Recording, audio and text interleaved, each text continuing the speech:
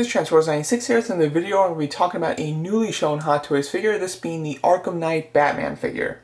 So first off, this was a complete surprise, something that Hot Toys hasn't teased or hasn't announced or hasn't hinted at ever before. There was no warning that they were going to be doing this Arkham Knight Batman figure. However, just on the last day of 2016, they showed it, and it was incredibly surprising and just really fantastic. So let's get talking about it. This looks like a tremendous figure. I have to say, it looks like one of the best Hot Toys figures that they've done in quite some time.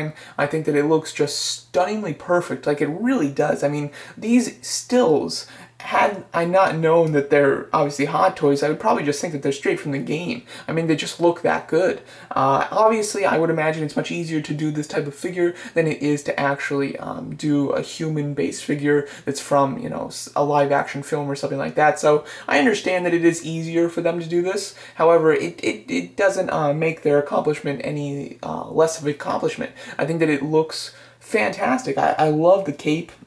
Especially in that picture, you can really see how the cape hangs and how aggressive the ends of the cape are. It looks very intimidating and very cool. I think that the armor itself is very busy with lots of cool panels, and the mixture of you know, blacks and grays and silvers looks really nice. It looks like there's some weathering, especially in the chest pieces, but there's not too much. It looks quite pristine, but it looks like there's enough weathering where he's, you know, been in battle, and you know, this is obviously a Batman that's not, you know, fresh off the assembly line, basically. So I really do like the fact that they've chosen to kind of go with that. I'm also a big fan of the accessories. I'll talk about that in a few seconds here.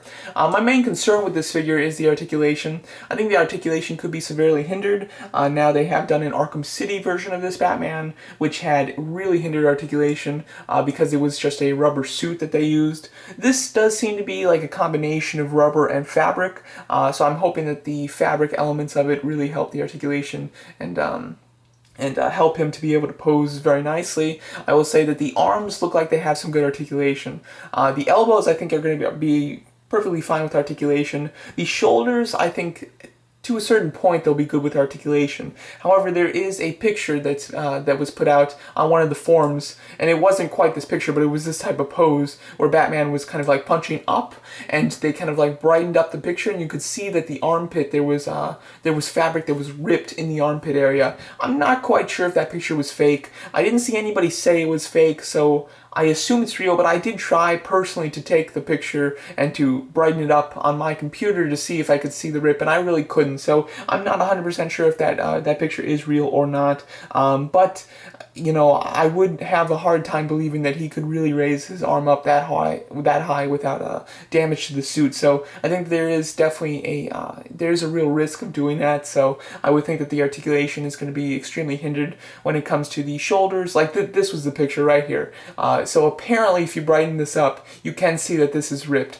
You know, I don't know if I believe that though, but there's no way that he's going to be able to lift his arm up like this and have it be, you know, comfortable. But we'll have to see. So I think that the shoulder articulation is going to be limited. It'll be okay, but limited. I think elbow is going to be fine. Head's going to be fine.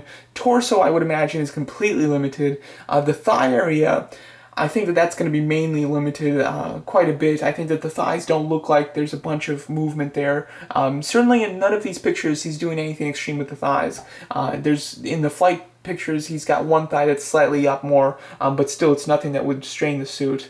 The knees, I would think, would have good articulation, then the ankles would have good articulation. So I think this guy's going to kind of be a mixed bag when it comes to articulation. I think he'll have some spots that are fine, but for the most part, I think he's going to be relatively limited. So I would definitely not get this with the intentions of doing some crazy poses with him, because I just don't think he's going to be able to achieve those very comfortably at all.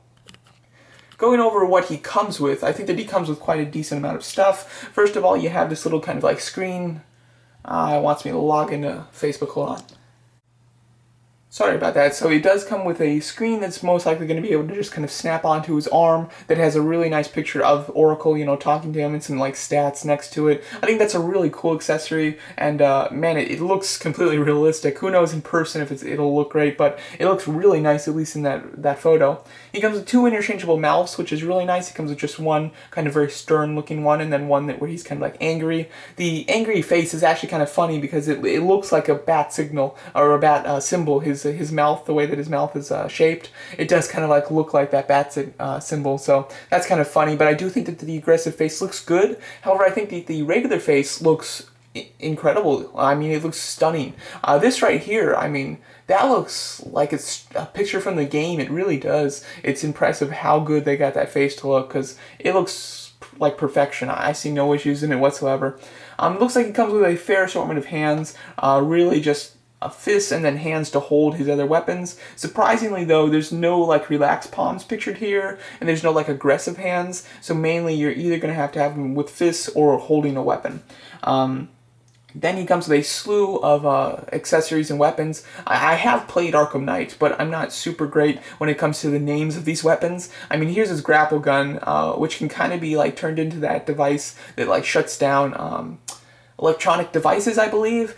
This is the gun that he uses to shut down the enemy guns. This gun I don't even remember. That might be like that might be like an extension piece of some other gun. Here's his kind of like grapple line gun that shoots both ways, so he can kind of like swing on it, you know, one wire shoots behind him, one wire shoots in front of him.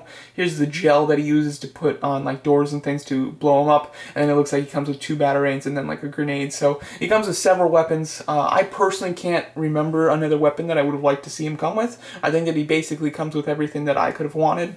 And then he comes with a base that has a nice Arkham Knight logo on it, and then a backdrop. I'm a big fan of them doing backdrops. I think that it's just a great idea because it's something that's not very expensive for them to do, so it's pretty easy for them to do. And then like if you have the space, you can use them, great, and if you don't have the space, they're not necessary. So for me personally, I do have the space, and I do love backdrops and things like that, so I'm a big fan of them doing that. And I just think that this backdrop itself looks great. I mean, it's just kind of like a landscape shot of Arkham City, and then you have the bat signal going off behind him. Really cool. I hope that the backdrop is big enough that he doesn't like cover it. I hope that you can actually kind of like see it behind him.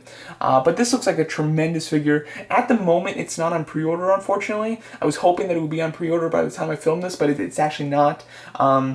The release date, I do know, is scheduled between Q3 and 4 of 2017, so we're looking at around an October release probably, which, you know, is relatively late. I would have loved for this to come out like during summer. I think that would have been perfect, but still not too bad. I think that it's still a good release date, and this is a figure that if you told me this before it was like shown, if you said that Hot Toys was going to be doing an Arkham Knight Batman, would I be interested in it?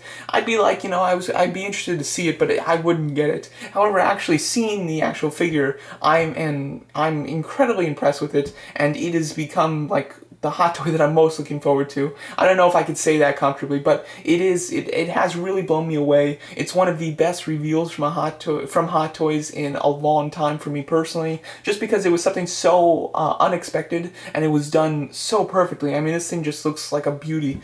So I am extremely excited for this. I'm totally gonna get it, and at the moment, it's one of my most anticipated Hot Toys figures that's been shown in like years. That's a big statement, but it's true. I'm really loving this thing. I do hope that it means that there might be a chance that they will continue the Arkham series with villains. I think that villains are definitely necessary because they're just as iconic as Batman is from these games. A lot of their redesigns have become fan favorites and have really paved the way for some of their more modern designs in the comics as well. So I really love the designs from Arkham, and I hope that we get some villains. I think Joker was a figure that they were actually working on years ago. They released a preview picture of it, and then they never ended up putting it on pre-order, so it obviously was canceled. Hopefully they revisit that. I would love an Arkham Asylum Joker, which is basically the same look that he has in City and Night. I would love Harley Quinn as well. I love all three versions of Harley Quinn, to be perfectly honest. However, if I had to pick one that I would want them to do, I'd go with the Arkham Asylum one, but I do love the Arkham Knight one, and the Arkham City one is cool as well. And then Scarecrow, I'd love an Arkham Knight Scarecrow. Arkham Asylum is actually the version of him that I like more, but I think the Arkham Knight one would just fit better with this Arkham Knight Batman. I have heard people ask for like Deathstroke. I don't think they're going to do Deathstroke, and if I were them, I wouldn't do him because they're going to be doing a Deathstroke very soon for the Justice League movie anyway. So, I think just waiting for that one would be fine. I'm trying to think. Oh, awesome. Also, the Arkham Knight himself. I've seen somebody ask for that. Personally, I wouldn't want him. I don't think that he's very iconic when it comes to these Arkham games. I think that he was a smidge of a letdown for some people.